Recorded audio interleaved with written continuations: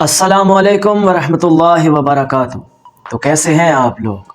الحمدللہ، دعا ہے کہ آپ سب خیریت سے ہوں گے۔ حاضر ہوں آپ کی خدمت میں ایک نئی معلومات کے ساتھ، ایک نئے انفارمیشن کے ساتھ، جس سے آپ کی معلومات میں بہت بڑا اضافہ ہونے والا ہے، بہت زیادہ بلکہ بے شمار اضافہ ہونے والا ہے۔ آج کا جو ہمارا موضوع ہوگا، جو آپ کو بتانے والا ہوں، وہ موضوع ہے کہ ہم جانیں گے شہید کا معنی کیا ہوتا ہے۔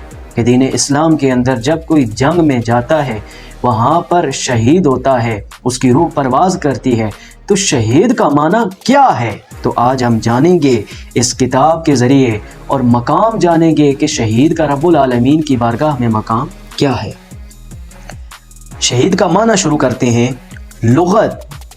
لغت کے اندر جو شہید کا معنی ہے وہ گواہ یا حاضر یا موجود ہونا ہے، یعنی کسی جگہ موجود ہونا، حاضر ہونا، یہ لغت کے اندر ہے۔ انسانی زبانیں جو لغت ہے، ترازو ہے، صیغے ہیں، ان کے اندر۔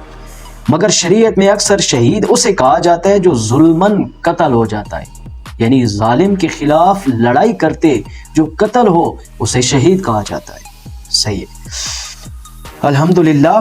اس مظلوم کو جو قتل ہونے والا ہے نا، شہید کہنے کی چند وجہ ہیں، یعنی کچھ وجوہات ہیں جن کی وجہ سے اس کو شہید کہا جاتا ہے۔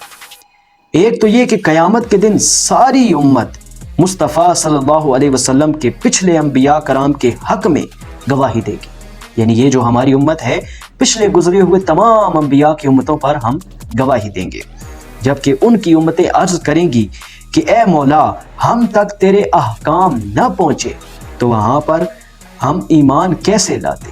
جب تیرے احکام ہی ہم تک نہ پہنچے تو ہم تجھ پر ایمان کیسے لاتے؟ تو انبیاء کرام عرض کریں گے کہ یا رسول اللہ، یہ غافل تھے، بدگمان تھے، ہم نے انہیں بڑی تبلیغ کی، لیکن انہوں نے اسلام نہ لایا۔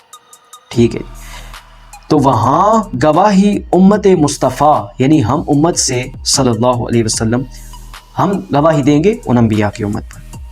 گواہ دو طرح کے ہوتے ہیں، صحیح ہے۔ ایک مدعی کا تجویز کردہ، یعنی کوئی موقع پر کسی کو معاملہ ہوا، ماجرا ہوا، تو اس نے اپنا گواہ مقرر کیا۔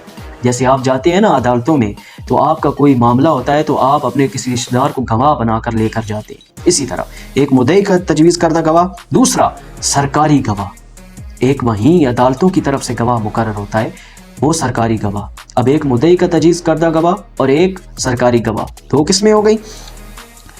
تو گویا عام مسلمان، جو عام لوکل مسلمان ہیں، انبیاء کرام کے اپنے گواہ ہوں گے، اور شہدائے عظام سرکاری گواہ ہوں گے۔ جو عام مسلمان ہیں، ہم امت، ہم انبیاء کے تجویز کردہ گواہ ہوں گے، لیکن جو شہید ہوتا ہے، جو شہید ہے، وہ سرکاری گواہ ہوگا، یعنی رب العالمین اور انبیاء کی صفات میں سے گواہ ہوگا۔ سبحان اللہ، ماشاءاللہ۔